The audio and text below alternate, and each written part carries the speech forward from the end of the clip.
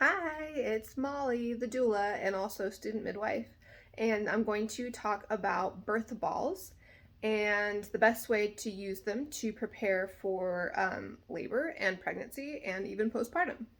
So these are the three main sizes. So we have the 55 inch, the 65 inch, and the 75 inch, and they're based off your height. So I'm going to pull the 65-inch one down and show you how to use it. All right, I got the ball down and I even have a little pelvis and baby model so we can talk about what these movements are doing on the inside.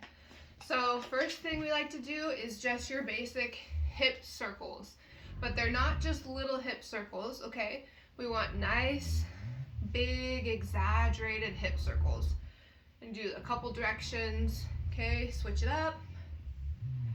And this is great in pregnancy, especially towards the end as we start to get really achy in the back and everything feels really heavy, and that relaxin hormone is all throughout the body, and just maybe hips are hurting from sleeping and walking and all the different things.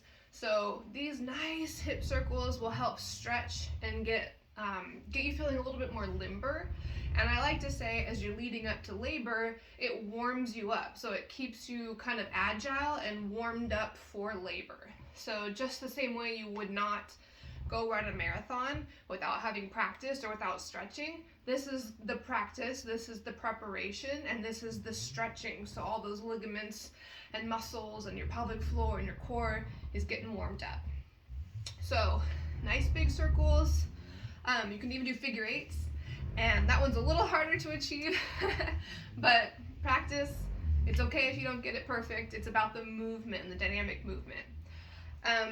So I'll show you what's going on inside. So we have our pelvis here and our baby on the inside. So if baby is still kind of high, not quite engaged yet, they're going to be floating, right? And as we get closer and closer to labor and preparing for labor, we want to encourage baby's head to find that perfect kind of, we say, key in the keyhole, because the shape of baby's head is a little bit oval like this, and so is the pelvis.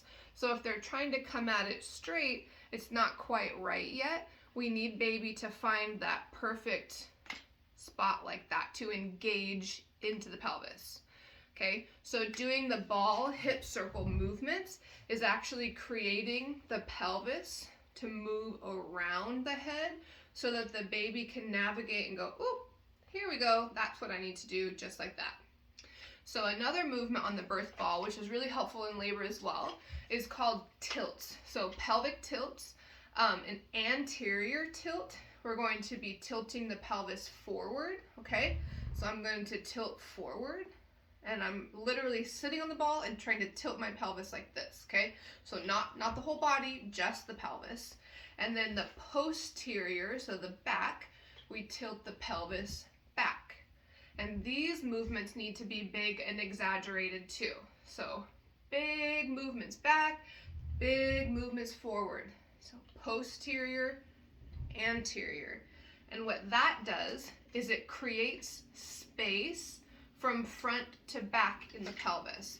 So same thing, if baby's trying to navigate and find the best spot, but maybe all the tissues that are involved here, the pelvic floor, all the ligaments and muscles that are involved in this area, maybe things are a little bit too tight and we need to make just a little bit more space to get baby deeper engaged in the pelvis.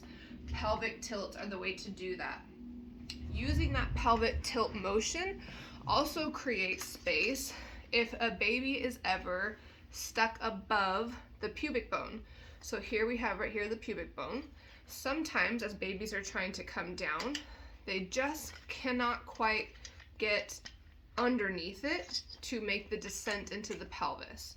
So doing tilts like that can really help make the front to back space to allow baby to go, whoop, there I go, down. Other movements that can create that space are belly lifts. So during a contraction, somebody can lift the belly up, which also encourages that head on the pubic bone to get lifted and go right underneath. if we're talking to clients and encouraging them to do this, maybe baby station is high, so we would know if they got checked that they were at 0 or -1, -2, which means baby's head is still higher up in the pelvis, and it's been that way for some time. We can encourage either the lift. We can also suggest that they put their back flat on the wall, and during a contraction, try to put their back as flat against the wall as possible, which is actually a pelvic tilt. So if I'm putting my back flat, my pelvis is now being tilted, okay, anterior. Now I'm flat, and that gives baby the chance and the contraction to work together to pop their head underneath and engage a little bit deeper. So back to ball movements. So we had hip circles and the tilts, and then I also just like really basic lunges. So just encouraging like big, let me scoot back a little bit more so you can see. So just big side movements, big deep lunges, okay? Really opening up, and even I can feel that feels good. That feels, I'm supported, but I'm able to stretch. So if it doesn't feel good to do these kind of movements on the floor, the ball is a great place to do it. Big, nice stretches. So I'm going to stop this video here, and then the next one I'm going to pick up and show some ways that we use the ball in hands and knees motions.